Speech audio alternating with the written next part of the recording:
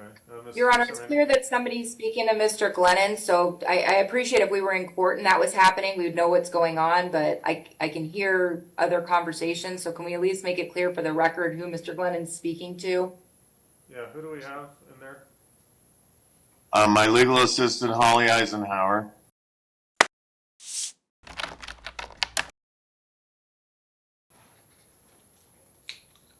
Alrighty, Ms. Armeni's. There I'm she here. is. Okay, good morning. It's March 1st, about 10:30. This is 2024. It is RCR 2023-124588, State of Nevada versus Leonardo Francisco Blundo. This is the time set for a motion on a hearing regarding NRS 41.0393 and defense request to have a court make certain findings, essentially that they were a prevailing party, that this was a criminal action, and the position of the state was vexatious, frivolous, or in bad faith. Those are in the disjunctive, and that they're entitled to their attorney's fees as represented in the facts or the exhibits attached to their motion is basically the bottom line. I have reviewed the motion, the opposition, the reply. I was noticed about 25 minutes ago that the state tendered an exhibit for marking and potential admission, that it was a body cam. I did not watch it. I didn't know if there was any objections to it. I did open it with my clerk present solely to determine what the nature of it was, and most important for me, the length of the video. It appears to be about an hour video, and I saw on the bottom, I think left of the screen, J. Toll, so I believe it's Officer Toll or Trooper Toll's body cam from the event, but I didn't watch a lick of it yet. And then on top of it, after reading the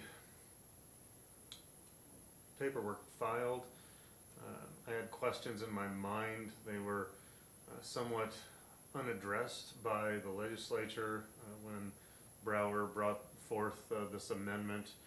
Questions were who's got the burden and what is the burden of proof in this. I dug yesterday through case law. As has been pointed out by the parties, there's only one case in Nevada on this, and it only addresses whether muni courts have the authority to issue such an order if it's appropriate. I said they do not. Outside of that, there's no meaningful litigation or case law on the issue, so I looked to the Ninth Circuit and beyond. One of the only examples that outright addressed it. Every case in every circuit talked about the burden being on the defense, and that rationale came from the underlying Hyde Amendment that this particular statute, NRS 41.0393, was modeled after. In the Hyde Amendment, they specifically stated that awards granted under it shall be granted pursuant to the procedures and limitations, parentheses, but not the burden of proof provided for an award under the EAJA. I think it's a equal, I can't think of the acronym for EAJA off the top of my head right now, but it's kind of like an Equal Access to Justice Act. So it's clearly not the same burden of proof, and the case law across the country basically said that, and has interpreted it, that burden of proof issue goes to who the moving party is. So here be Mr. Blundo. He's got the burden. It's all been described as shifting essentially the burden from the state to the defense. Under the EAJA, the state has to prove that the prosecution, if you will, I know I'm simplifying it, was substantially justified. And all of the case law I came across said no when they accepted it and used this burden of proof language in the Hyde Amendment, that it switched to the defense, and the defense has the burden to prove the vexatious, frivolous, or bad faith. And then most of the courts were silent on the exact level of proof, i.e. Probable cause, and it's not really a relevant use of the term for this case. Probable cause can be in certain ways, but level of proof, I'm meaning the level of proof that is required for the court to find vexatious, frivolous, bad faith, and the common thread, and the only thing I could find was a preponderance of the evidence. So my initial belief and ruling is that the defense has the burden to prove that they're allowed the findings under NRS 41.0393, and they've got to prove it by a preponderance of the evidence. And I'm analogizing it to the Hyde Amendment, because that's directly where, and I went back and read all of the legislative history yesterday on the legislature's website. This is where Brower received all of his information and arguments essentially for this, and what it seems to be modeled after. One of the few things that they did not adopt in modeling the Hyde Amendment was essentially an out clause, where we don't have one here. And what I mean by an out clause is, in the Hyde Amendment, unless it's been repealed, and I didn't find it, the court could still find vexatious, frivolous, bad faith cases, and under the Hyde Amendment there was this out where the court could say, well, under these circumstances I don't think it would be just to require payment. Nevada did not adopt that sort of out clause, so it's kind of an all or nothing decision on the court. But I just wanted to put that out there as to my initial impressions and how this is going to move forward. So Ms. Armeni, I guess any comments upon that, and then it's your motion, so feel free. No, Your Honor, I do think it is our burden, and I'm sorry we didn't make that clear in the application. I don't disagree with your analysis. I believe that's correct, that it is our burden and that falls on us, and we have to prove up under NRS 41.0393 that we're entitled to the fees. I think, as the court pointed out, there's 4 factors under NRS 41.0393. 3 of them I don't believe are in dispute. We're the prevailing party. Mr. Blundo is not represented by a PD or appointed counsel. We are privately retained, and we did submit an itemized statement of our fees and expenses. So I think those 3 factors I'm not going to respond to unless the court wants me to, or Mr. Glennen has a concern with any of those 3. But I think the main issue, or the main topic of discussion, is our position that this prosecution, not necessarily the inception. I think arguably, if I'm going to be frank, arguably perhaps they could have brought the prosecution, although I think minds could differ on that. But I think I'm not committed to saying that was a black and white issue. I think the focus is more so on the continuation of the prosecution. And frankly, Your Honor, if it was just 1 or 2 factors, I don't know that we're in front of you. I think here you have to really look at the totality of the circumstances and the real history of the case. And I know that the court is very familiar, but I do want to touch on some points. Our position that the prosecution was vexatious, frivolous, or in bad faith, and I think more so vexatious and a little bit in bad faith will probably be, I think, the 2 main points that I would hit. And as the court said, it's in the disjunctive, so we only have to prove one out of the three. And it's based on several factors. One is that the state expended numerous significant resources on a case that we're going to assert lacked evidence, and I will get to that in a minute. Lacked evidence, and on top of it had a alleged or named victim that was very adamant about this case not going forward.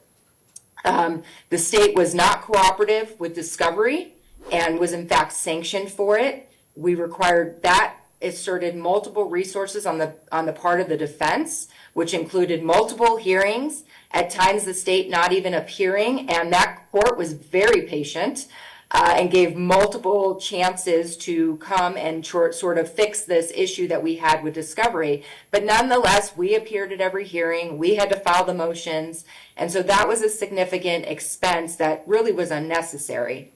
That court, the previous court, found that in the discovery dispute that the state was willfully neglectful and used the word willful neglectful. This court used inexcusable neglect when it granted our motion to dismiss the case. It is clear, and I'm going to talk about this a little bit later, that this case was influenced by others who specifically had clear conflicts in this case. There was a delay in attempting to resolve a simple misdemeanor case. No offer was provided despite multiple requests, and frankly, until Ms. Blundo's attorneys got more involved, it finally happened, but that was essentially on the eve of trial. And just the failure to respond by the state, even in this case right now with this motion, the clerk, I think it was the clerk of the Justice Court, sent an email and said, "State, are you filing a response?" And it was only after that email was sent that a response was filed. So again, one little mishap, things happen. I certainly would not hang my hat on one mistake or one misstep. They happen. That's reality. But when you look at all these things, it's a lot in one simple misdemeanor case. Starting with the beginning of this case, there was no probable cause for an arrest. The officers, as this court knows, under the NRS, it's mandatory arrest if they believe a battery domestic violence occurred, I think there's always some exceptions to the rule. But here, they made it clear as day. There was no corroboration. There were no injuries that they could see. There was nothing that justified an arrest because they said, quite frankly, in the police report, there was no probable cause for the arrest. Thereafter, the original complaint was dismissed. It was refiled. Again, the court knows in nauseam the failure to provide discovery, which I already touched on, included multiple experiences by me on behalf of Mr. Blundo and failures to comply. The court, even before it sanctioned the state, said on May 9th of 2023 during that hearing that the state's compliance was lacking, and then went on to sanction and limit the evidence that they could present, stating persistent failures to provide discovery. The court acknowledged that it created additional legal expense for Mr. Blundo and that it demonstrated a willful neglect. I've touched on the plea negotiations. I can't speak to what happens in Reno or other counties, frankly, but in Clark County, the standard, without any issues being presented to the prosecutor, the standard plea is plead directly to the battery domestic violence, do the things that are required by statute, end of case. That even very basic plea agreement or plea negotiation was never even offered. There was never even an offer to plead straight up to the battery domestic violence, let alone anything else until later on in the case. At trial, again, Mr. Toll, the state had represented, and I don't make an issue of this because ultimately when the state asked for a continuance before the previous court based on Toll, the court didn't grant it. So I don't take issue with that. But when we got to the trial before Your Honor, Toll was present. The state chose not to put him on despite saying that he had been a material witness and that being a basis for a previous continuance. They hadn't, as the court knows, they hadn't confirmed that Ms. Blundo was going to be present before the jury was sworn in, and that this court found that that was an inexcusable neglect. There's just, on principle on this case, sometimes I know that the state has an obligation to its citizens, and frankly, if there was a clear injury here or something like that, and all these factors were present, maybe on principle, it would make sense to continue to move this case forward. But here there was no injury. There was absolutely no injury as noted by the police when they didn't arrest Mr. Blundo when he was at the house. And I didn't know that the state had submitted to the court the body cam evidence of Mr. Toll. I don't think I would, if I might have missed it if I was copied on the email, I don't know. But in the body cam, Mrs. Blundo is talking about not sleeping and she had been drinking. And there were a lot of things that would have come out at trial that I think are supported by the body cam that could have affected her memory and frankly, her motive to talk about why these things happened, especially when the police came to the house because Mr. Blundo is the one that called 911 for a theft.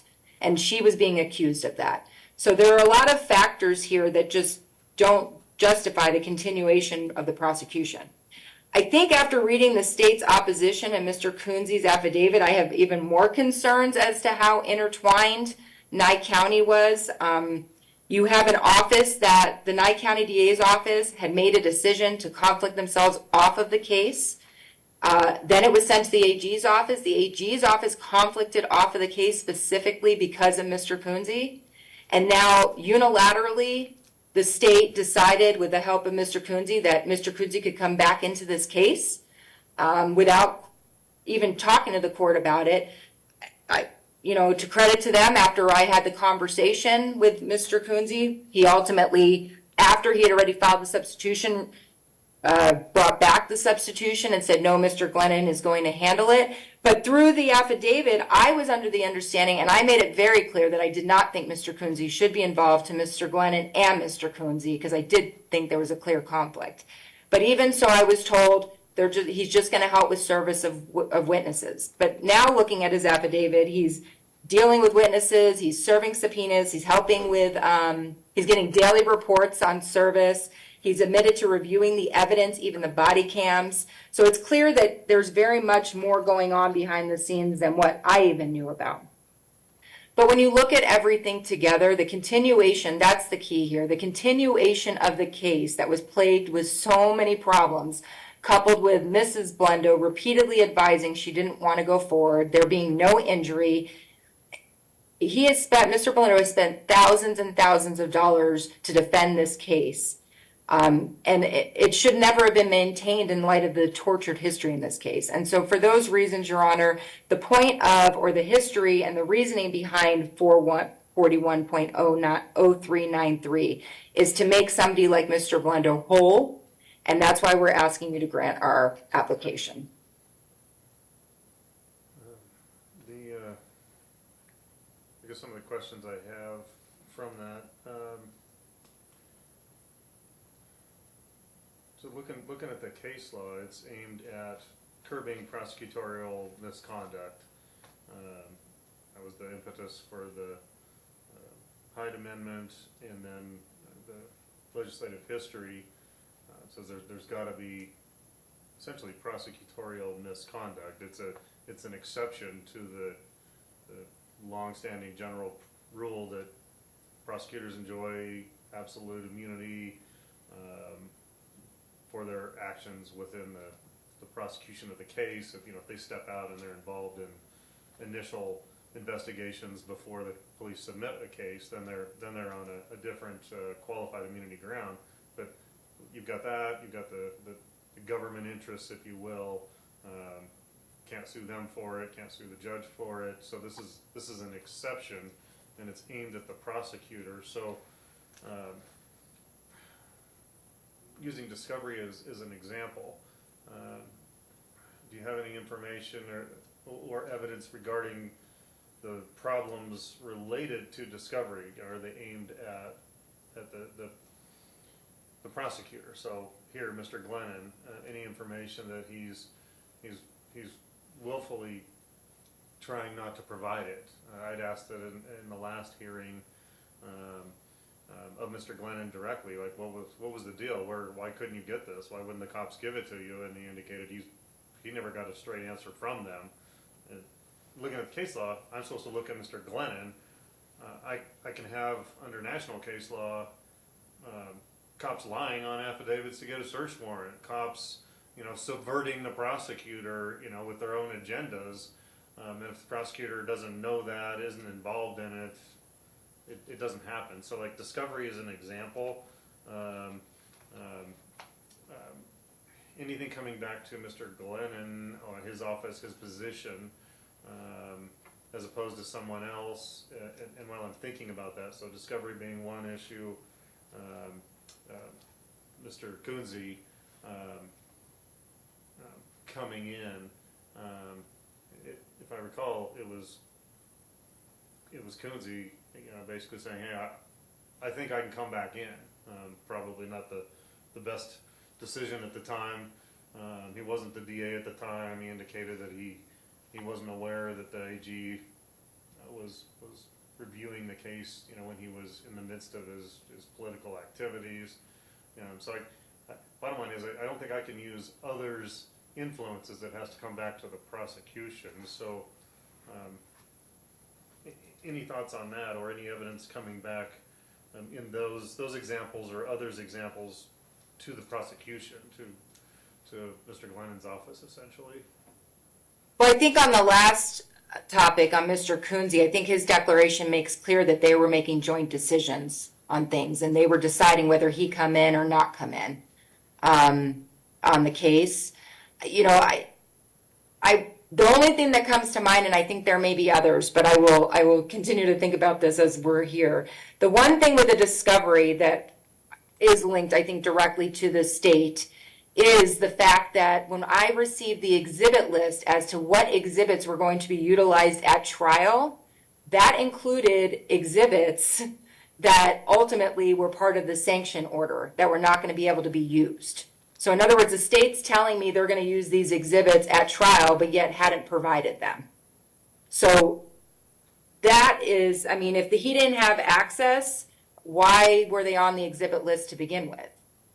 And so that is, to me, a direct link. And that was part of my frustration. And when this came up, is I'm looking at an exhibit list with exhibits that I do not have. And the state hasn't produced them. And we keep asking for them, and the state can't get them to us.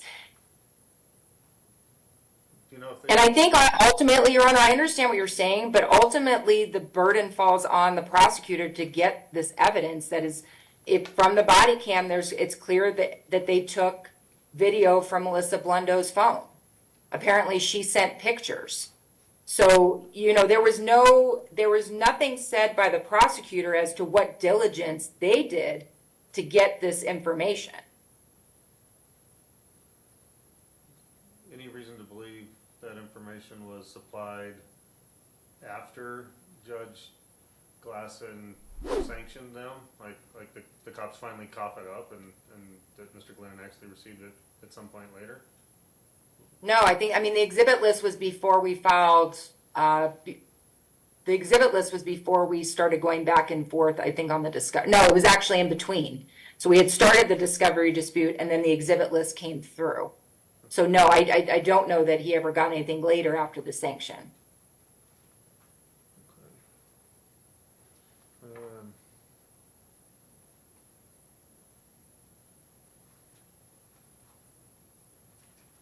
And it also is the state that directly is not showing up for hearings. That's not the police officers.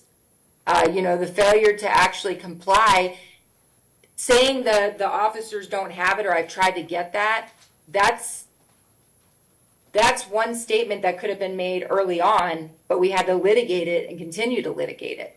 That can't be pushed off on anybody else. That's a direct result of the prosecutor not showing up for a hearing, and not, when a court's ordering them to provide something, not providing it by the deadline on multiple occasions. Your comment regarding an offer not being extended till late in the procedural history of the case, that's, from your position, I guess, circumstantial evidence, just part of the big picture going to the prosecution as a whole, because he's not entitled to have one. They don't have to make one. There's not a drop dead deadline for one. So am I interpreting that right, that it's just part of the whole process? I just think when you look at the policy and custom of most misdemeanor cases, there's usually some offer somewhere along the road, especially when you have all these issues that keep coming up in the case. So it's just been my experience, and maybe my experience is just my experience, that to have a misdemeanor case that has not been extended an offer is highly unusual. And the only thing that makes Mr. Blundo different than every other defendant is that the political nature of his background and what was going on in Nye County during that time. And that's why they bring in an outside prosecutor, so that person's more free to either say, no, I'm not gonna do it, or, look, this is a close call, I'm just gonna roll forward and let the chips fall where they may. And that's why I agreed. That's why it's even more problematic that Mr. Coonsey, who not only his office was conflicted out, but basically he caused the personal conflict for the AG to remove himself. That's why it's even more concerning his involvement with Mr. Glennen in this case. It seems that they unilaterally made the decision that Mr. Coonsey got off because I made an issue of it, and he says he didn't want to cause a circus. But it's clear that he was still operating behind the scenes. And to me, that's still inappropriate considering the fact that his office was conflicted out and the AG's office was conflicted out specifically because of him. So what about, this all comes back to the statutory language, vexatious, frivolous, bad faith, and granted, neither the Hyde Amendment nor the Nevada legislature chose to define those, and the history is looking to Black's Law and the like, where for example, vexatious is bringing something without sufficient grounds for winning, for reasonable arguments along those lines, purely to cause some annoyance, some malintent that way.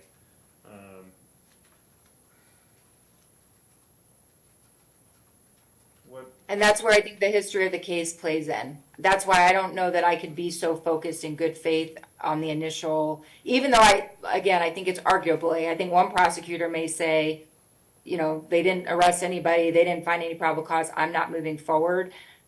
I believe another prosecutor could move forward. So I don't think the focus is on the beginning part.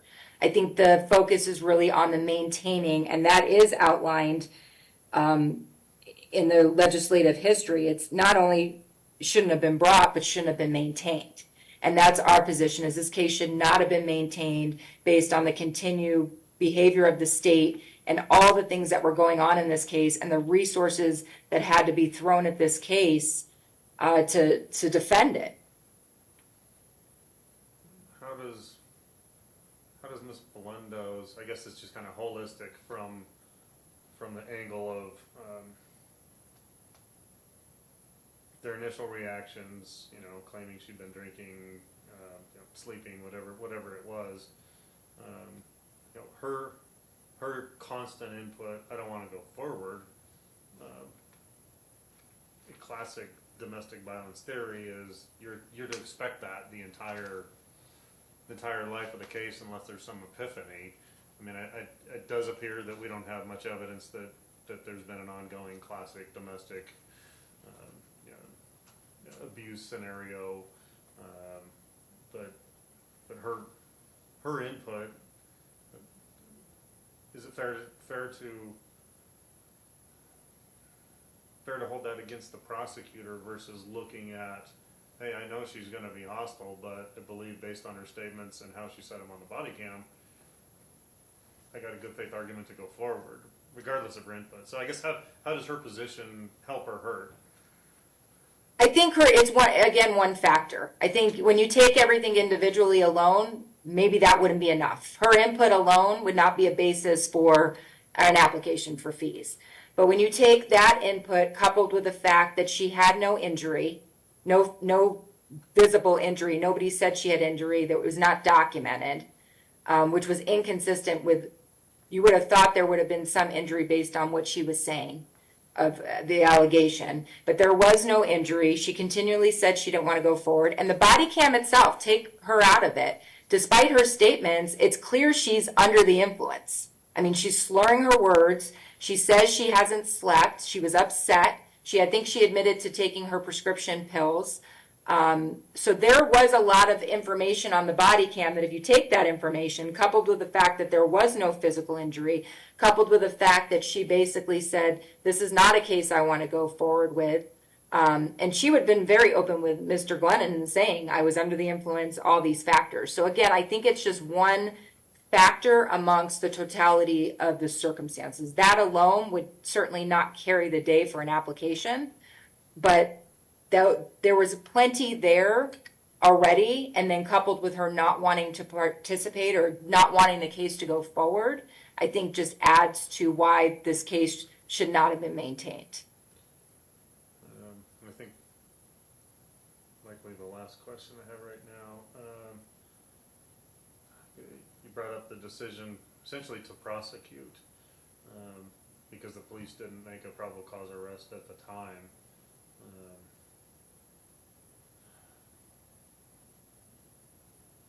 That would go arguably to whether, depending on what the facts show, what the video, what was said and not said, without at the minimum scanning through that and looking at that or hearing some more information about it, you've got a uncooperative victim, we'll call it. No physical signs of injury. She puts forward information that this happened. As far as I'm just assuming it for now. The underlying complaint, laid on me, wouldn't let me go anywhere, sat on me, something like that. A willful, unlawful use of force or violence. Basically, however slight. The cops are likely in that scenario, in that small of a county, knowing who Mr. Blundo is, that he's a commissioner, probably holds some purse strings some way or influence. And I know this is somewhat speculation, but nervous or unwilling to make the call, they forward it to a prosecutor. Prosecutor has to look at it and say, do I think I can prove this beyond a reasonable doubt or not? Given the state of the case at that time. What are your thoughts? What are your thoughts there on they didn't? Because you brought up they didn't make an arrest, and then someone else made a decision. I think I would respectfully disagree that Ms. Blundo was uncooperative, because I understand what the court saw, but she also did appear when we were our first trial setting in Pahrump, where she lives. So she was there. She was ready to testify. So I don't know how much the court wants me to get into it. There was definitely a history negatively towards Mr. Blundo. And I don't have any doubt that there have been issues before between the sheriff and Mr. Blundo directly, without getting too much into it. So I don't know that there would have been, I don't necessarily think Sheriff Berkowitz would have had any issue with his officers arresting Mr. Blundo based on some prior interactions. Okay. Anything else before I hear from Mr. Glennen, or anything else right now, Mr. Manny? No, Your Honor. Okay. Mr. Glennen. Let's get unmuted. Your Honor, the reason that I submitted the video, and I got staff here, I don't believe we sent it to Ms. Armeni as part of this motion. She knows which one it is. It's Deputy Toll's body cam. Is the vexatious, frivolous, bad faith would require that no reasonable DA would have brought charges after looking at this and the evidence. I would suggest looking at the video will show that the original decision to bring charges is not in bad faith or frivolous. Second, the second possible area where Your Honor needs to decide if there was vexatious or frivolous behavior is after the evidentiary ruling by Judge Glass. Judge Glasson didn't say, I'm dismissing the entire case because of this outrageous discovery failure. The judge said, no, you got it. You got what you got. You didn't get the other stuff because apparently the Nye County didn't have it by the time we got there. But you're just not going to be able to use that stuff. You can still use the stuff that you fairly got to the other side. And I would suggest that does not show vexatious or frivolous behavior in keeping the case with the one tape. The third is the victim says, oh, I'm recanting. I'm going to guess that in more than half the cases, a victim recants, and I still have to make that decision whether it's still supported by probable cause. I go to jail if I'm wrong. If I dismiss a case that's not that's supported by probable cause, then I go to jail under the statute. And unlike the victim or the defendant, I could pay a penalty for manipulating the system. The fourth area where this court could find that there was it was frivolous to continue the charges would be at the time of the dismissal. And I think Your Honor put it very succinctly that this is one of the closest cases I've had in my entire life, but I'm going to find that there's enough to dismiss the case. And I think closest case ever does not equal frivolity. With Mr. Kunze's involvement, Your Honor, I run my own office. I make my own decisions. That's why I make $30,000 less than anybody else in the state of Nevada, because I like making my own decisions. And I'll pay the price for it. I do not think that anybody can say an offer's not made. A person can always plead straight up and then talk about it, and the defense can always make an offer. And I don't think that there's anything frivolous or bad faith about not making an offer when I am bound by law to prosecute the case and not compromise it unless I feel it isn't supported by probable cause, which it wasn't. There is no place in this case where 410393 is met. I'm good with answering any questions Your Honor have. So, just a point of law, because I think it changed, and frankly, I believe I recall hearing that it changed, but I didn't remember that it had until yesterday and having to look it up. You said that you go to jail by not proceeding in a case like this unless, well, if you didn't go forward with it, the statute in the domestic area, I believe, used to read that prosecutors shall not dismiss unless they know that the case cannot be proven beyond a reasonable doubt, and if they fail that, they're failing their duty, and they can be subject to a misdemeanor. And then I believe in could have been around 2019. I'm not sure if I made a note of that exact legislation change, but I believe they took that standard out and gave some prosecutors some more discretion recently. Were you aware of that, or am I wrong on that? I know the defense in their reply pointed out, hey, this subsection of this statute now reads differently. It talks, as I recall, about treatment or something like that. I went back and clicked through the links and saw that it looks like they just utterly replaced it unless they moved it somewhere else in NRS. So do you know if that's still the law one way or the other? Your Honor, Obviously, maybe I'm resorting in a rare occasion to a little hyperbole. I'm not going to go to jail for this, just like Ms. Blundo wasn't going to go to jail for not coming. And I think you're right that there was some change to the law.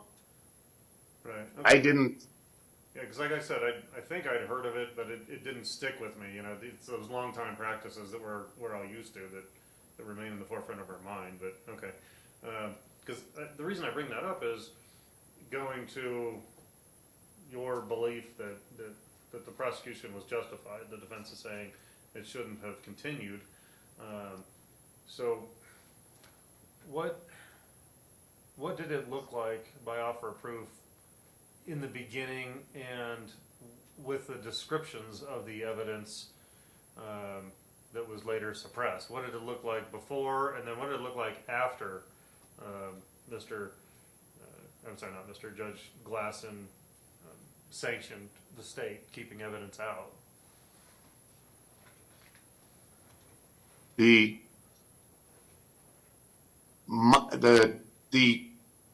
prosecution's considered opinion is that Ms. Blundo gave a statement pretty much written and pretty much the same statement to Deputy Toll and on the other body cams. That to me, that would have been cumulative evidence. The other items that were alleged by defense to exist were included in the witness list in case somebody could find them, and then at least her phone photos and her interview statement, it actually was on the body cams and were both excluded, but nobody ever found the photos. And again, to the prosecution, it would have been cumulative and probably a waste of the court's time. I understand the defense wants to try to get any tiny difference in statement between one person and another, and that's why you get the extra tapes. But I didn't see any of that. And Okay. And if you're asking, go ahead. I was going to say, if you were asking, hey, would you have, gone any different if they'd, excluded all the tapes, even the one that you got on time? No, I wouldn't have gone forward because probably I would have gone forward without the tapes because I have a witness that said something, and then I put her on the stand, and if she didn't say what she said, then we had a written statement that we could use to contradict her, to impeach her. Okay, and for context here, this prosecution, we'll call it the second one,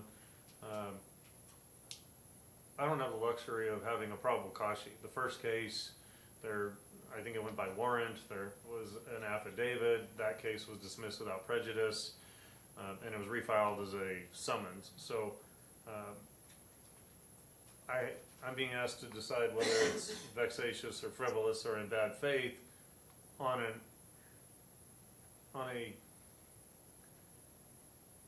summons, on a complaint only, on those allegations, completely in the dark. I looked through the case file, and the only reference to facts was in an opposition to a motion to continue earlier this year, where there was the motion indicated, as I did earlier, that Ms. Blundo had likely made statements that she was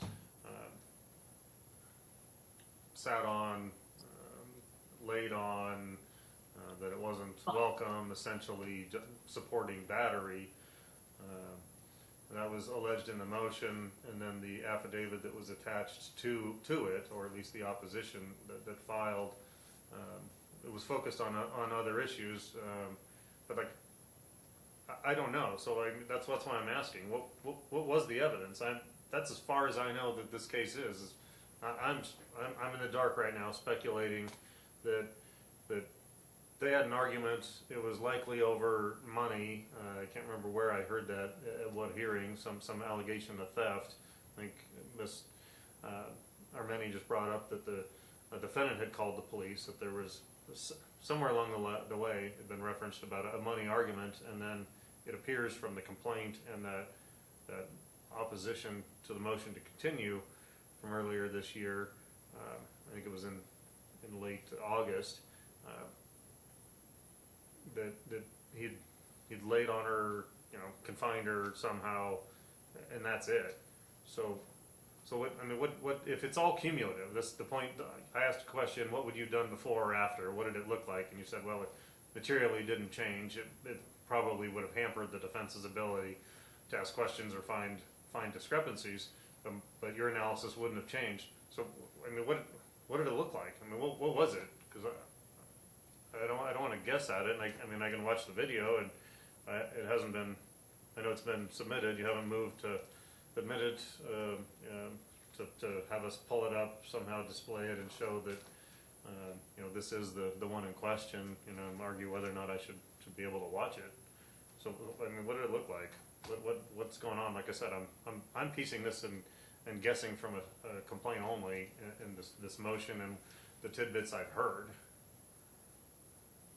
Your Honor, the state would move to admit the tape, and I think that the tape would reveal that the first charges of felony strangulation, domestic violence, was supported by her statement and her written statement. Okay. And you somehow had your office send that to the court earlier today. It's Deputy Tolles, the one that was not excluded. Is that right? Yes, Your Honor. I would say, just like in civil law, negotiations between the parties, evidence, suddenly a different standard exists for post dismissal motions. For example, on the offers, the actual offer was made, which included some reduction for counseling, and the agreement couldn't be reached on how much. And that's where it was left. The discovery question, defense has argued it as it's part of the big picture. So what was the problem with these other items? I would say that because I'm from the smallest county in the state, I was not given the attention that was probably needed to get all those items over to the defense. And so, the DA at that time in Nye County didn't make any large efforts to help us get that evidence. So was And there, again, was that again, the judge ruling, I'm sorry, Your Honor. So did the cops have the evidence or not? Did they lose it? Did you ask for it and they just didn't give it to you, or they lost it before you asked for it? The evidence regarding the other body cams they had, and they just didn't provide it. The other items they couldn't find. Remember, one guy changed bosses, livings, careers, if you will, to highway patrol, and some things got lost in the shuffle apparently. And again, we weren't going to try to rely on evidence that we didn't have. And when we were limited in that evidence, that Judge Glennen, didn't make a finding that we had done something in bad faith. Did say you can't use it, it's too late. So the body cams of the other officers, it's not, I guess,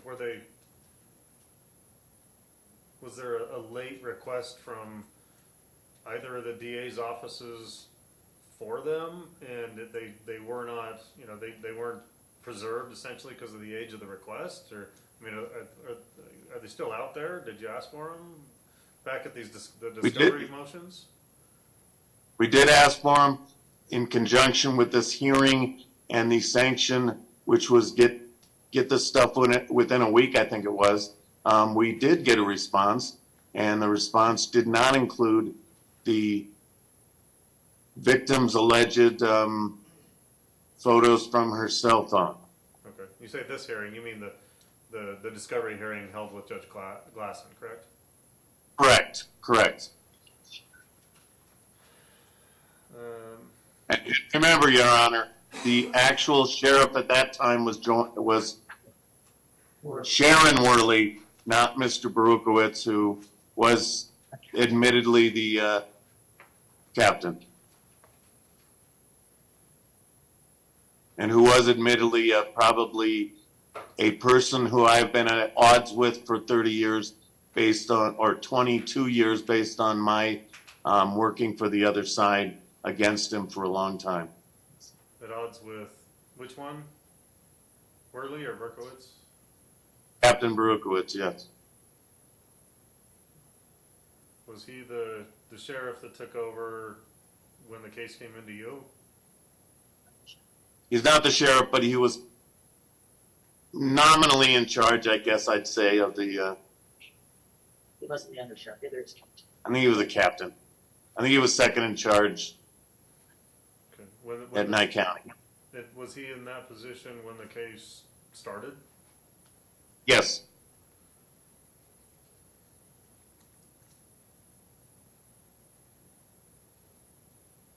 So at the discovery battle, at the hearing, you'd actually finally gotten those pieces of evidence, and then Judge Glennen No. kept them out because they hadn't been turned over earlier? I think he ordered them, provided within a week, we got them. Then he said, you're not going to use them. What? That's not my understanding. Okay.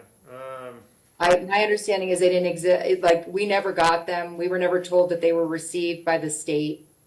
If he would have provided them to us, then the court wouldn't have sanctioned him. That's why they sanctioned him, is because they couldn't produce those documents. So the court didn't want him to come out, on the eve of trial and all of a sudden, or use it at trial when they hadn't produced it to the defense. Right. So, So- hang on a second. I don't like taking the side arguments but I'm going to indulge Sorry. this one a little bit. No, it's okay. I'm going to indulge this one.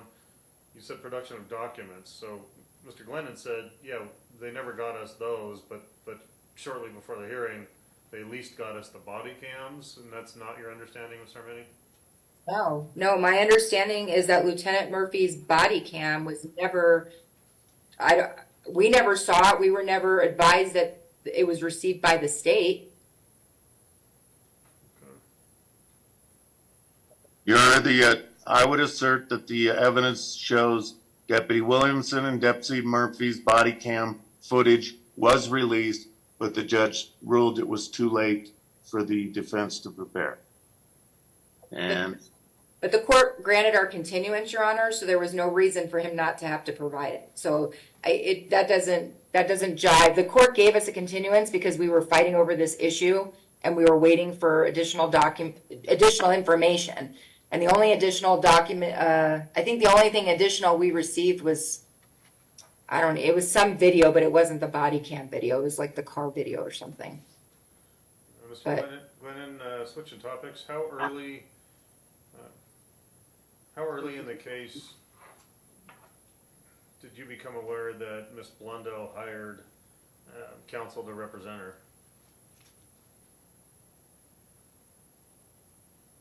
Good. To me, it was pretty early in the case, but I couldn't pinpoint a date or even a season of the year. Okay, and I want to make sure that I'm not assuming things. I described her as hostile earlier, so at a minimum, she didn't want the prosecution to go forward, and she either personally or through her attorneys giving you a different story as to what happened, or different explanations why she said or didn't say things? Yes, and I would say that was relatively early in the action, that there was an indication that she she might. No, I don't believe I got any definitive statement that she was not going to tell the same story at trial. Okay, and then I think at the last hearing, there was the impression that they, prior to the last trial date in November, you hadn't met in pretrial with her at any point during the life of the case. Did you talk to her personally about what she was going to say, like before the trial, down in Pahrump where a jury was unable to be selected? I mean, did you ever met with her or got representations what she was going to say? I don't believe I ever got representations on what she was going to say. Okay. I know that I said hi to her at the trial in Pahrump, but Your Honor, can I just, yelled at my staff and was, at least hostile in terms of my belief in body language. Okay. Your Honor, it's clear that somebody's speaking to Mr. Glennen, so I appreciate if we were in court and that was happening, we would know what's going on, but I can hear other conversations, so can we at least make it clear for the record who Mr. Glennon's speaking to? Yeah, who do we have in there? My legal assistant, Holly Eisenhower, and my legal assistant, Mark Stezeker, Stezeker. Man, I got it. Got it right. Okay.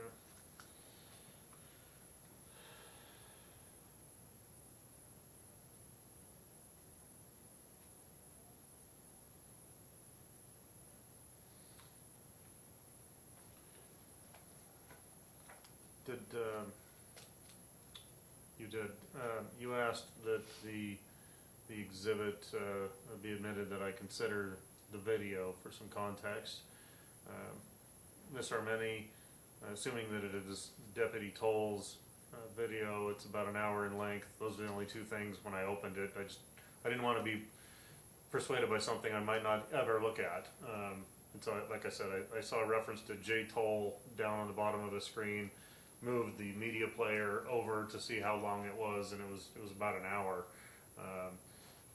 I'll see if there's a method to pop it up to verify that this is in fact the video or not. Do you have any objection to me looking at it? Do you want to go through a bit of a verification foundation process?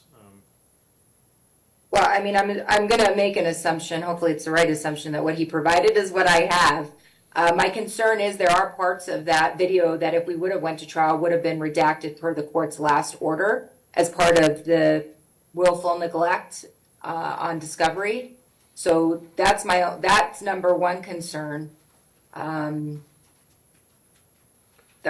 guess that's my main concern. And to the extent that we're not, I'm not focused necessarily on the inception of the case, although I will tell the court that I think based on, I don't know if it was a misstep, but Mr. Glennen said reviewing the other body cams. To my knowledge, the only body cams that are available are Toll, but to the extent that, the inception of the case, he would have known by watching the body cams, if that's what he did before he decided to file charges, that there was all this outstanding evidence out there that he didn't go and secure. And ultimately made me request it and then didn't have it, because everything that I asked for were things that were actually in the body cam that were discussed. So my only hesitation with the body cam, because I think in fact I stipulated to it being admitted at trial, is the fact the prior court's ruling on certain redactions that weren't supposed to come in. But I think the redactions are related to her talking about the video and photographs. So, the cat's out of the bag. This court knows that. Right. Okay. So. Your Honor, real quick, regarding the body cams, I saw all 7, 8, 9 of them on YouTube. They were out there on YouTube, leaked by somebody in Nye County's Sheriff's Office. And to be clear, Ms. Blundo wanted to dismiss the case. I never heard her say, I'm going to change my story, but she did say from early on she wanted the case dismissed. And Your Honor, he did represent to this court that she was hostile when we were going through the motion. So based on that alone, I think there's an inference that her story may have been slightly different than what she was going to testify to. I mean, I think he said that he believed that she was going to testify consistently with her prior statement, but then I think he also said when we were at the hearing that he needed Toll to come in and basically contradict her if she said something different on the stand. No, if she did. That's a good summary. Yeah, I get that. So if I take a break, run through this video, I'm not gonna see anything that I can't parse out or would otherwise be inappropriate, or frankly, I mean, there might be information on there that could lead a prosecutor to want to go forward, you know, in light of, you know, a hostile witness or, you know, I guess the big picture perception on what the home life really is. I mean, there's a lot of intangibles to deciding a close case. You know, do I really need to, or is this the time, or what do I see? So if I watch this and I see things that couldn't come before a jury, am I going to see something inappropriate or objectionable? Like I said, the cat's out of the bag on there'd be references to other potential evidence, which I can clearly disregard, so to speak. Yeah, I guess I understand, and maybe that will assist the court in the first inquiry, whether a reasonable prosecutor would have brought the case in the beginning, but I just do want to focus on that. I don't think that's the only standard. I think maintaining a case that shouldn't be maintained. So I just don't want the court to, I think that could be obviously one part of the analysis, but I do think maintaining a case still falls under the analysis. No, I agree. You know, changed circumstances definitely impact could change, you know, the idea of vexatious. So, you know, one of the definitions, like I said, you know, opening an action or bringing it, you know, without sufficient grounds for winning, I think that implies carrying on, you know, but that vexatious angle, you know, purely to annoy, to harass, to go after someone inappropriately is another portion. So let me do this. I'm gonna open the video real quick for my clerk. If you do, does it auto screen share? Is there a method, because you're the host, to share screen and verify that this is the right video?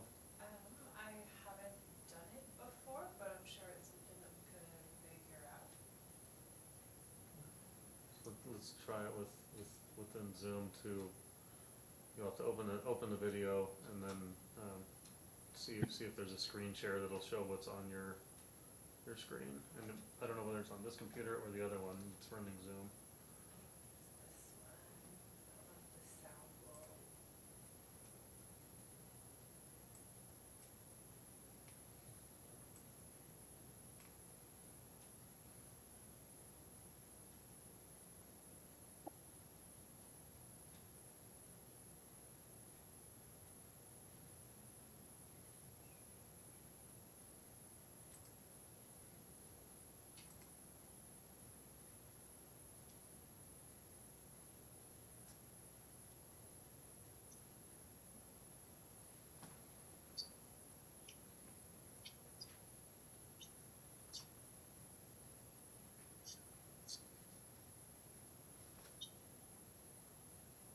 Okay, it looks like we've got a screen share up.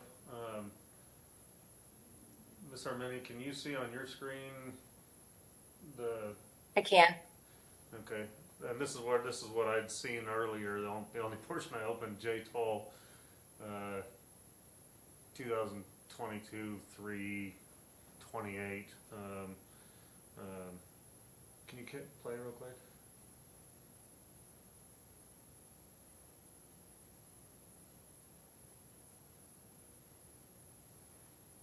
And maybe drag it forward a little into the.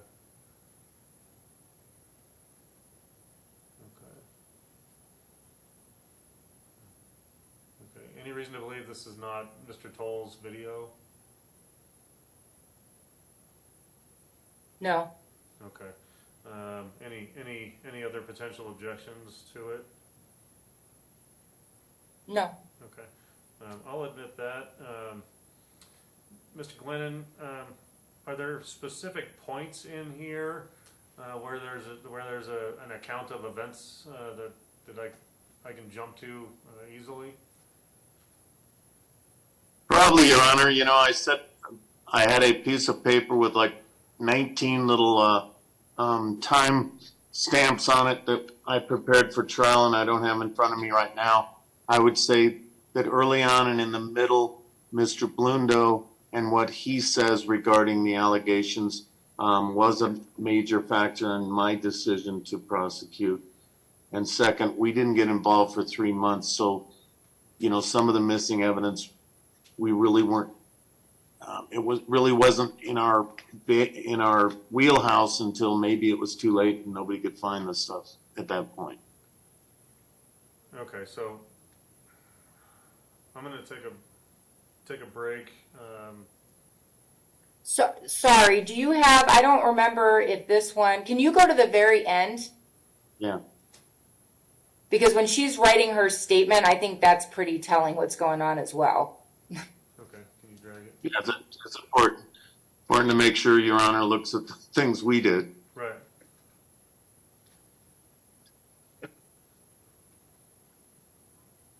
I think that's, yeah, okay, okay. I just want to thank you. Okay, that captures relevant. Right, I guess my concern is, so, and Mr. Glennon can correct me if I'm misrepresenting the video, but before she goes into her room, and that's why I'm concerned if you're just gonna, and I understand why, that you're just gonna kind of jump around, but before she goes into her room, she knows that Leo is writing a statement. Okay. Because she kept saying she didn't want to write a statement. And then right before she goes into her room to write her own statement, they're in the kitchen together. Okay. And he's filling out a voluntary statement for the theft. Alrighty. So that's just, Okay, so in a perfect world, we'd sit here and we would watch the entire thing, perhaps at double speed or something to use some good timing, and hit important parts. Does either party have an Right. objection to me going through it, and I would make note of anything relevant and coming back to you? Hey, these are important things. Do you want to weigh in on them? sure. That's fair, Your Honor. And I would estimate maybe Ms. Armeni would be better at the estimation than I, but I would say 2/3 through is when the victim actually makes those allegations of being choked and sitting on her chest and holding her down. Okay. Alrighty. No, she doesn't say anything about the choking until the very end, because I think Okay, that's so- when he says, you didn't mention that before.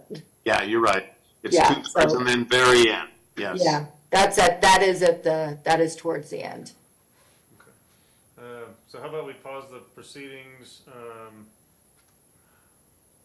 I know. In 5 minutes? Hour and 5 minutes?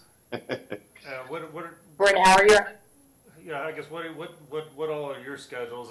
I'm open today, so like to finish it today.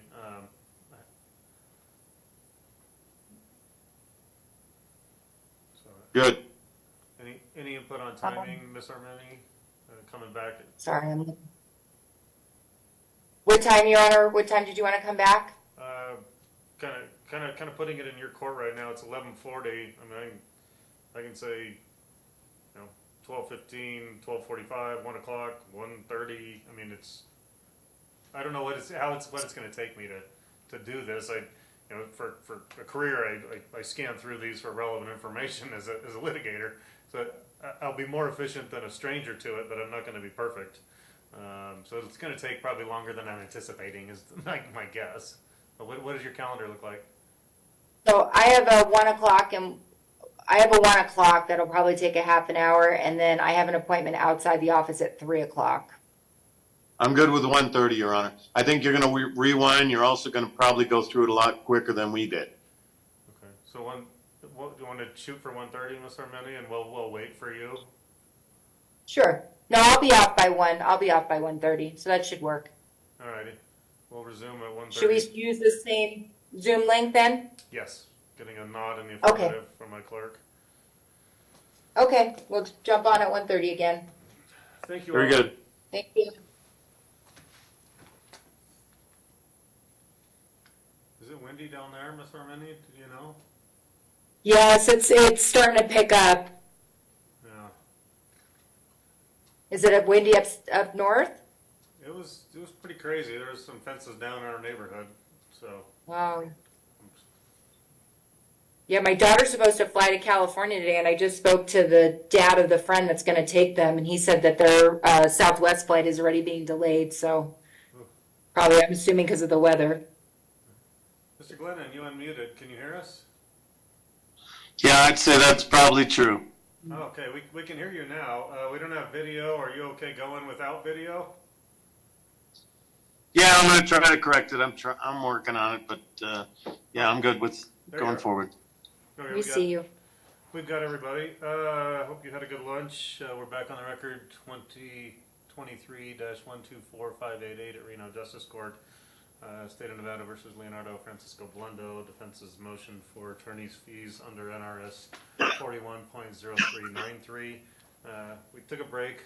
Exhibit 2 is the way it's listed in our exhibit database in our case management system, which is Odyssey. Is how it's labeled during the recess. I watched the video, made notes throughout it, and so I guess what I can either summarize things that I saw and see if you want to correct or add to it, or if there's things you want to highlight. It's probably safest, frankly, for the record. I don't want to waste time, but if I summarize things, because then you can correct misperceptions on my behalf, or what arguments could or couldn't have been made from these things. So I guess I'll just do that. Yes, from the video, it appears Mr. Blundo called law enforcement. He was accusing his wife of stealing money. He was very upset about that. He had indicated in the beginning of the video that she had drank the night before. There was cash missing, a large amount. It appeared like there was as many as 3 deposit type of bags, bank bags, perhaps 1 in his safe and 2 in his vehicle. When the police get there, 3 are in the vehicle at that time, and at a minimum 25 grand, but likely higher in the area. 50 grand was alleged to have been taken. The accusations were that somebody went into his car at some point and took the money. He pointed to a lighter that was his on the ground near the vehicle. Doesn't recall how that lighter got there. The inference would be that his wife would have gone out and smoked. He said there's more cigarettes than usual, something like that on the ground. In any event, I'm getting ahead of myself. And then when they're getting that story from him and coming up to the front door, she comes out of the house. Doesn't come out, opens the front door as they're coming up, and she's mad as well. She is screaming essentially, this is great. Why don't you come in and show him what you did, meaning Mr. Blundo, likely an inference to the bedroom and the sheets being torn off in her later story. She has the cops come in, they talk to her in the bedroom, they get a first version of events, having him yank the sheets off, waking her, get on top of her, doesn't describe it in great detail, but an almost slap, fist getting close to the face or back of a hand, holding her down. She says, stop. And eventually that is over with. Presumably not too long after that he goes outside, and this is like one-ish in the afternoon, because the timestamps on the video, if they're accurate, were 1:30-ish. So that's just a side note. She did make a statement at the time that she just took her meds. She commented she takes them and took them as prescribed, essentially. Don't know what they're for. It seemed like something to deal with anxiety or issues, I don't know. In any event, he's claiming that it was both their money, even if it was missing. She's not happy. He's accusing her of taking it. She doesn't want him in trouble. She says, quote, "I can't be accused of this." She's crying. That's where they go back outside, and I got ahead of myself with the smokes on the ground outside the vehicle and the lighter.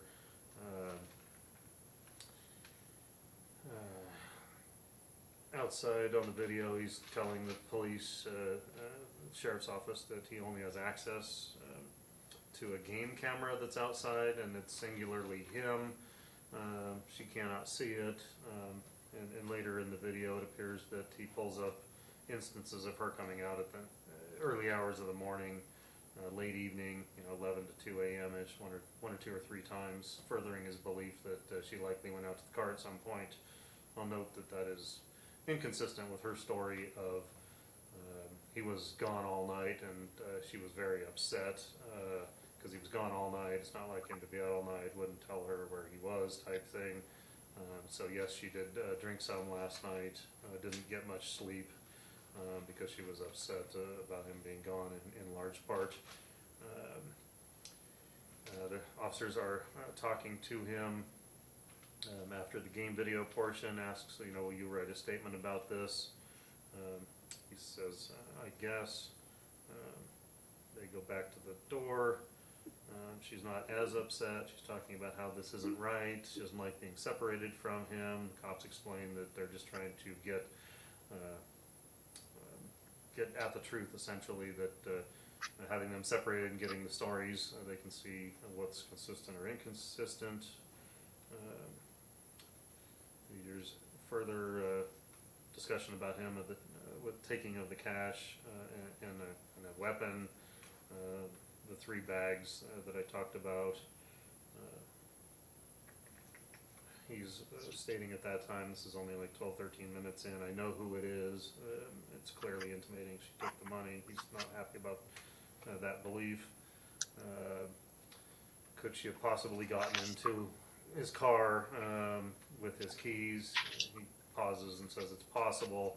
One of the interesting side notes is apparently the safe keys are kept on a massive keyring in his car that she has no access to.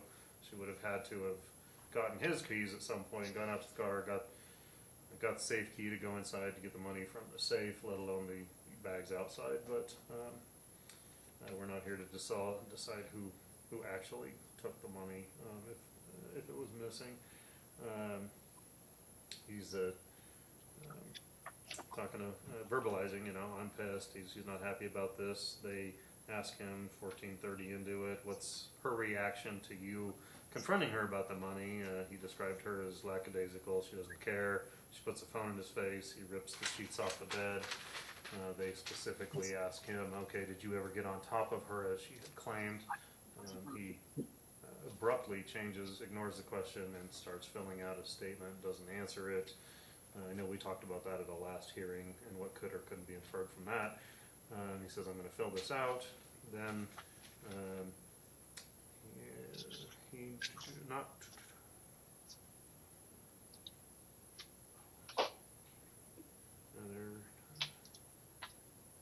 they're talking to her, trying to get at the keys. She's indicating she doesn't know where the keys, where he keeps them. It basically indicates that she's not allowed to see and have access to the key for the safe, nor is his son. A bunch of this isn't really relevant. Let me see.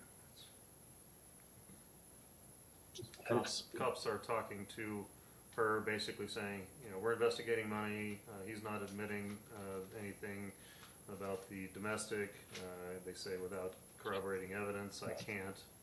And she cuts him off. So the corroborating could be toward the domestic, could be toward the money issue, but if I assumed it's toward the domestic, and that's likely her interpretation, because she says she doesn't want him to go to jail. She's not required to leave, the officers are telling him. She says she loves him so much. She's just distraught about the whole situation. It was clear. She's showing him bank accounts that there's no deposits that she has access to. It's clear later in the video they keep their money separate. There's no large deposits. If this happened remotely, let alone close in time, seems like if the money was taken, it should have been close in time given their level of agitation. In any event, that point is when she's talking about him being gone all night, which is not normal, not saying where he was. She was alone, so she was upset, so she drank. It's unclear how much. Watching the video, she's so emotional, it's hard to tell drunk, not drunk. That would have been an issue for trial. Says that there was no physical before, like prior domestics in the past. She brought up an old incident regarding guns and money being stolen that he never reported. Later they do verify that with him. They're talking about a restraining order. They don't want this to flare up when they leave. She doesn't know what to do, doesn't want one. Cops are saying we can't kick either one of you out. Cop tells his sergeant that he didn't see any marks on her. She didn't want to do a statement earlier. Wasn't really pressed hard earlier, but she wasn't super cooperative or volunteering one earlier. Again, she didn't want him in trouble. Then going through it, they're talking to him in the living room in front of her about the money issues, and it's clear they have a statement from her. She'd interrupted at some point about him getting home at 11:30, 11:45. I'm only inferring that was likely at 11:30, within a couple hours of the police getting there, because of their level of agitation, but I don't know. Then she just says, out of the blue, can I write a statement? Cop gives her a statement, then goes into a bedroom with her, and before she writes the statement, she's quiet, she's emotional, as if she's crying, hard to tell, talking quietly. Cop asks, just tell me what happened, and she talks about him jerking the covers off, holding her down. She couldn't breathe, he was asking about money, laying down. She was laying down, she couldn't move, begged him to stop, and then she got into more detail with the backhand, and gets in the cop's face, showing a close backhand to her face, an intimidation type thing, and potential assault, according to her description. And she attributes a statement to him, what you need is a good slap in the face like we could do in the 70s.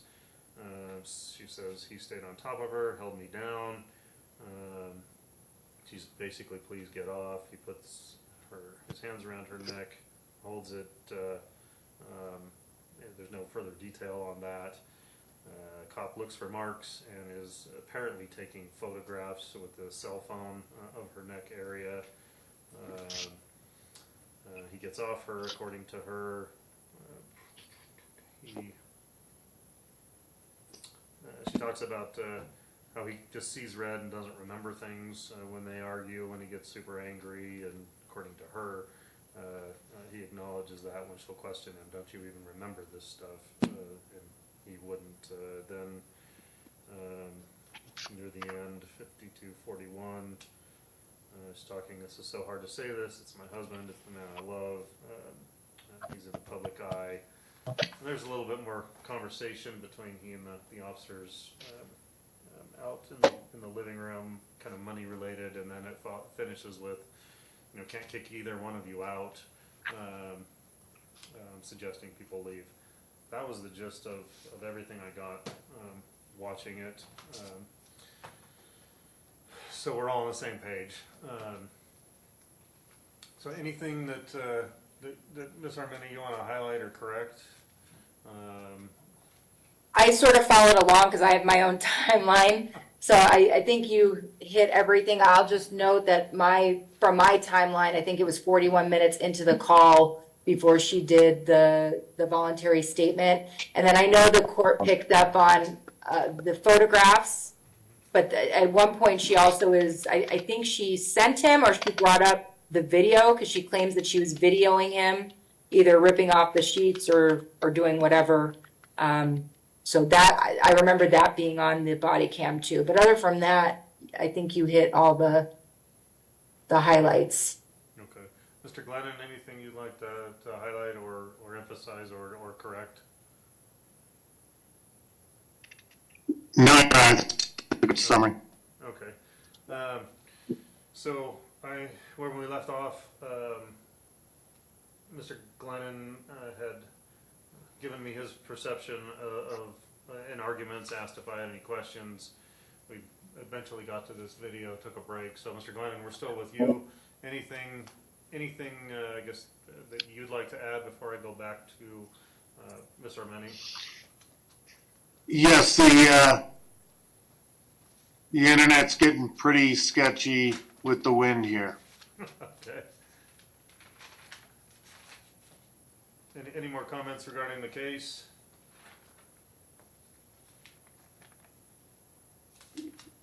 No, I'll submit it, Your Honor. I believe we've Okay. Ms. Armeni? hashed through everything. Okay. Ms. Armeni, back to you. Take your time. Yes. Sorry, I can't find my notes now. I think I addressed, I think I did address some of the things that Mr. Glennon had said. You know, I think obviously we have a difference of opinion a little bit as to the discovery dispute and what he had and didn't have, and maybe that's just frankly, I had the wrong impression, but I certainly did not have the understanding that he received any of the body cams. And, you know, I guess again, it's in perception between me and him, but the court did find willful neglect.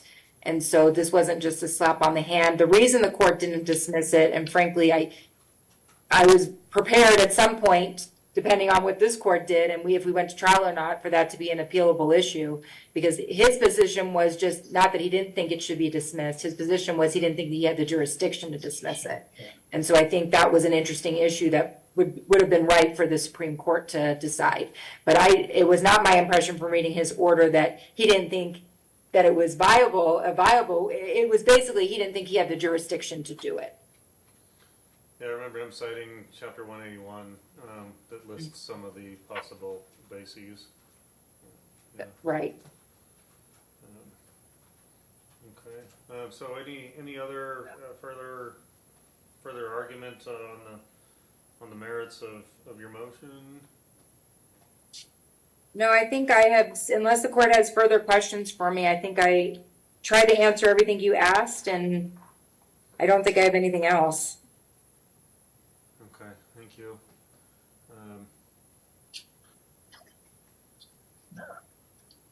One second here.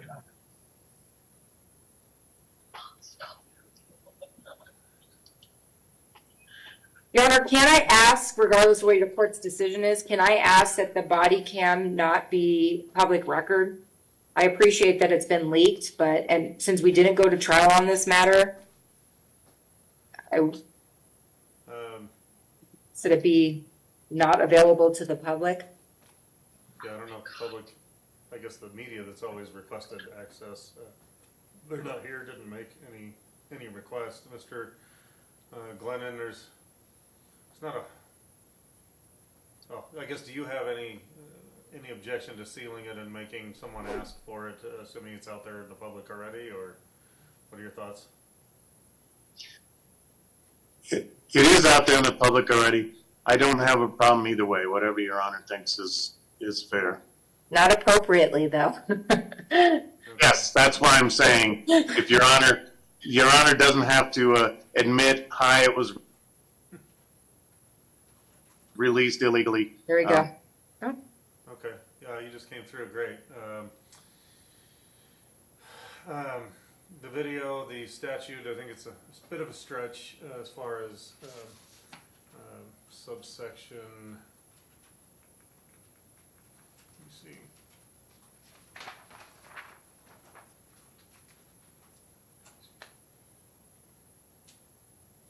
Oh, come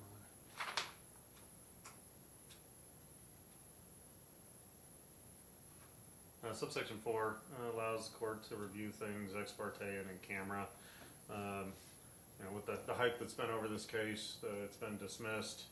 The video's already out there, so it's accessible in other ways. I'm going to go ahead and authorize my clerk to seal it, and we can address a motion to unseal if and when that ever comes. So we'll seal Exhibit 2. And then I was looking briefly, I don't think it's going to make a big difference, but at Judge Glassen's discovery order.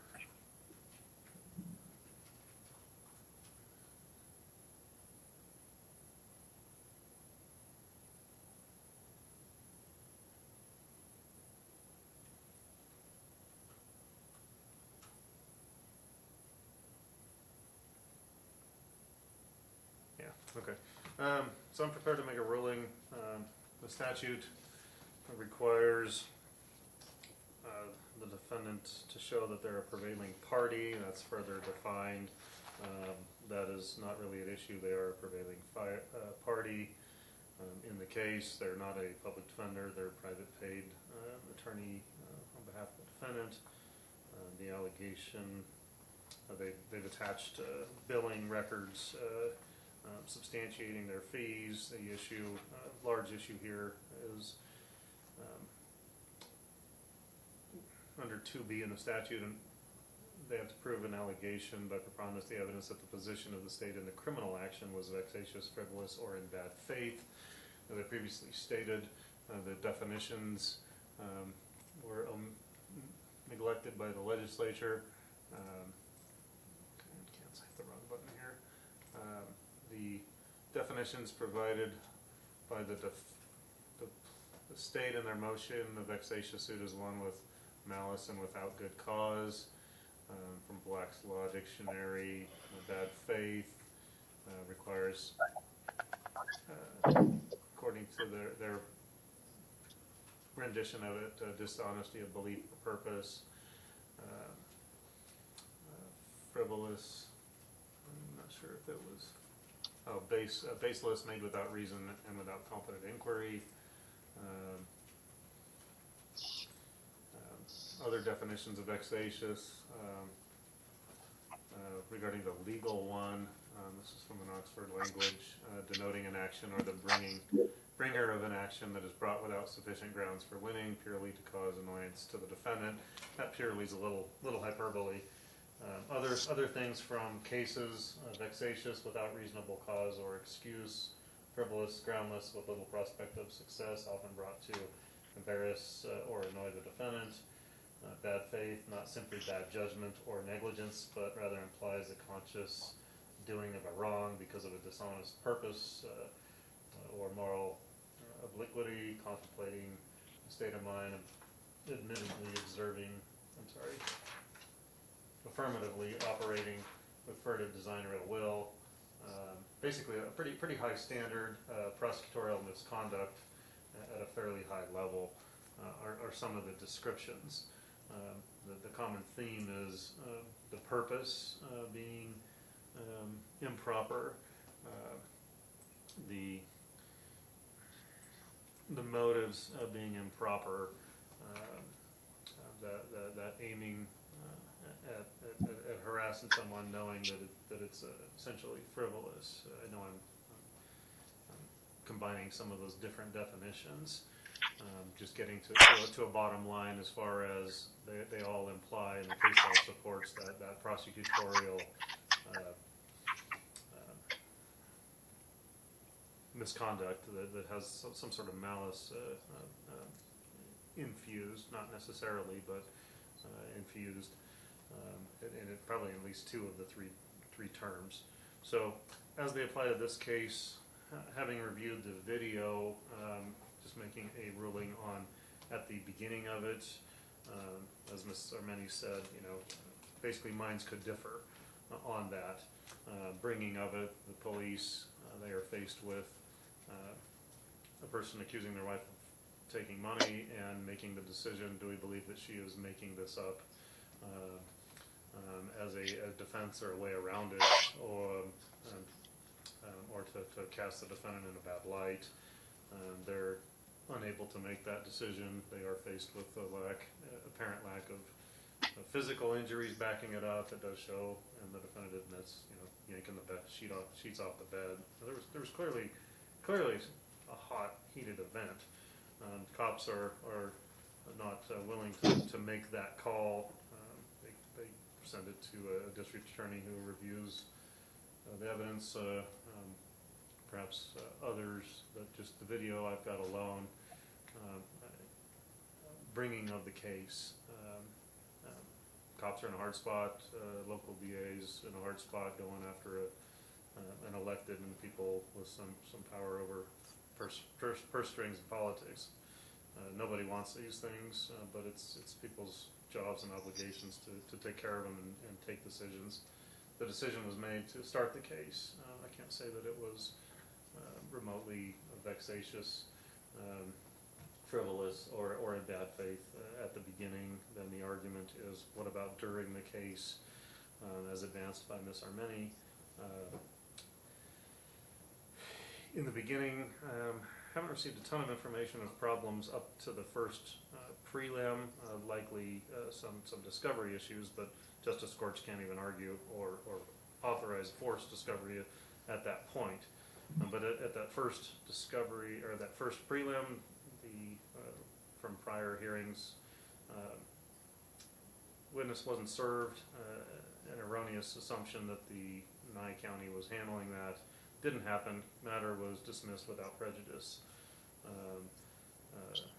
Can't really assign vexatiousness, bad faith, frivolity on refiling, and I'll note it was refiled at a lower level. The misdemeanor domestic instead of prelim, it had to be higher, whether it be false imprisonment on these facts or a strangulation. I think that likely was originally filed. So the refiling, nothing negative, frankly, to infer from that. Then we get to the meat of some potential issues, discovery leading up to the first trial, and Judge Klassen's order.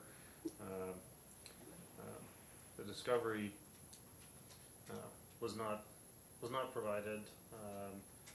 Looks like the law enforcement, my best estimation, was unable to find, locate, or unwilling, frankly, to turn over, being the photographs that were taken, a written statement by Ms. Blundo that was taken. Those were never provided. There's a bit of an issue over the timing and whether or not and when, if it happened, the other officers' body cams were provided. District attorney wasn't exuberant in attempting to get them from the evidence I've been able to review, and so Judge Glassen, after repeated efforts, sanctioned him and the officers for that, saying that you're not allowed to use any of the information that was contained in the case related to the recording, if there was one, by Ms. Blundo, the photographs by either Ms. Blundo or the cops, her written statement, or any of the officers' body cams. And then Judge Klassen went further. The officers can't even testify to things that they saw with their own eyes, because these body cams weren't turned over one way or the other, or it was far too late. So I'm going to not allow those witnesses to even describe, because the defense can't see those.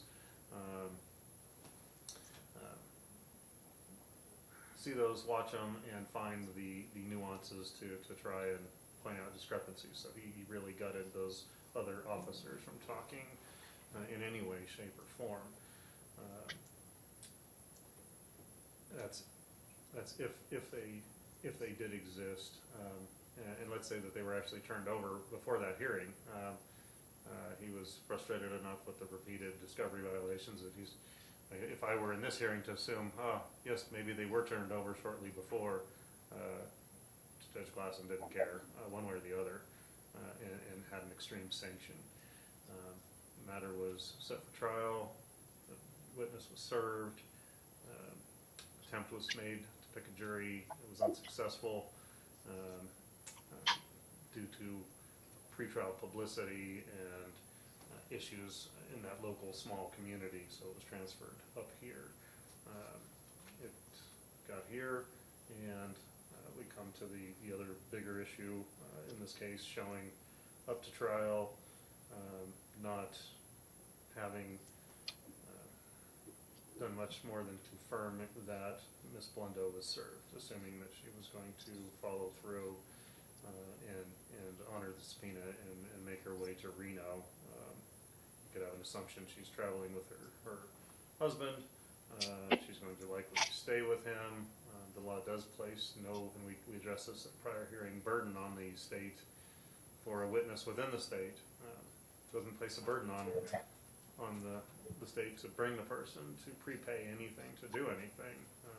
We covered it before. That is something that is normally done on a prosecution that is being zealously gone after.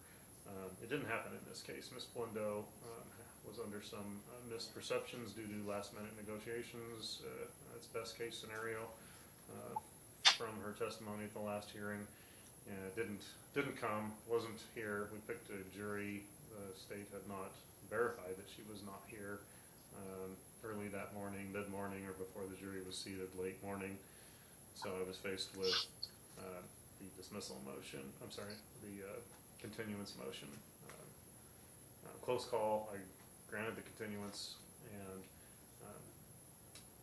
just recapping that in short, basically the state didn't have a legal duty to do much more than serve her, given the history of the case. It was my estimation they should have done more. And that issue then came up at our next hearing before the trial on the motion to dismiss for double jeopardy. So for all the reasons I said before, I was faced with finding, is there inexcusable neglect? Was the state essentially at fault somehow in the witness's non-appearance, such that the case should be dismissed on double jeopardy grounds, a different ground than the continuance ground. And it was a close call. I made it. I dismissed the case.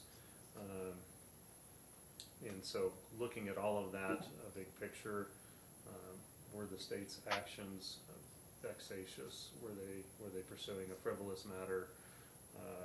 Were they acting in bad faith? Frankly, reviewing the video and hearing the state's position that regardless of the evidence being omitted by Judge Glennen, they thought they could still move forward. I was troubled that they had not interviewed the witness. The last hearings, Mr. Glennen had indicated that he was essentially respecting the high-powered attorneys, Mr. Fumo and Mr. Pitaro from Las Vegas, and their client. She wanted them to help essentially advance her cause, and her cause is clear from the beginning. She didn't want it to go forward. That's a cause she's not in control of.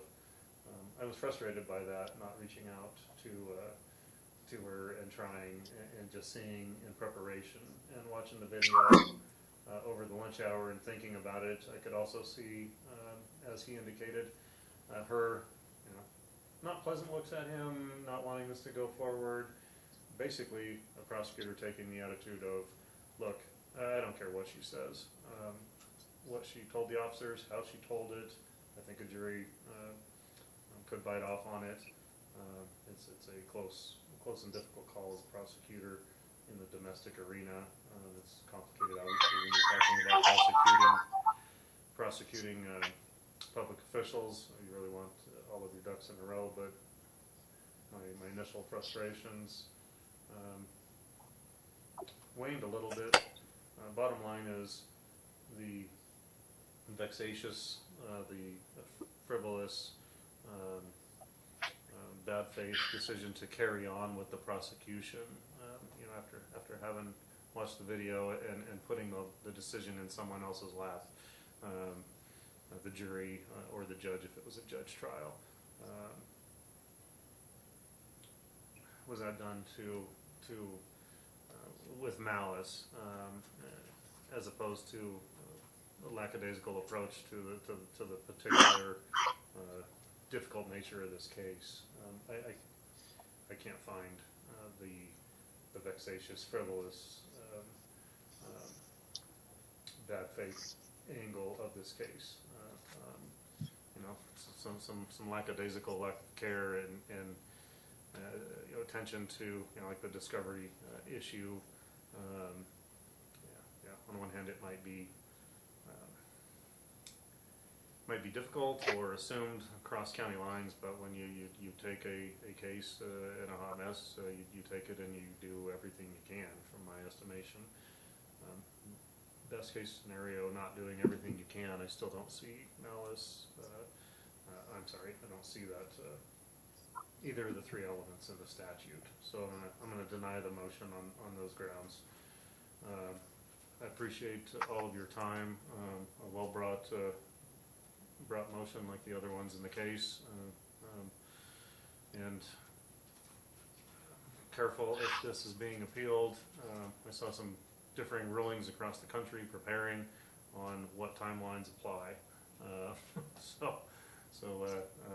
The motion, well brought, but I'll be denying it for the reasons I stated. I can't find those three elements for the facts I listed. But it was a pleasure meeting both of you and working with you. I thank you again for your time. Thank you. Would Your Honor have any wishes regarding a written order? No, I'm gonna let this verbal record stand, and y'all can fight over what I said if there's an appeal. Have a transcript prepared. I think 189.010 makes the appeal start now anyway. Appeal Okay. time. And I'll probably, I guess, prepare kind of like I did after the last hearing granting the double jeopardy order. We did a brief, just brief thing, basically saying for the reasons on the record. We'll do something like that, and that'll be it. So again, thank you all. Thank you. Very, very good to meet you. Have a good weekend.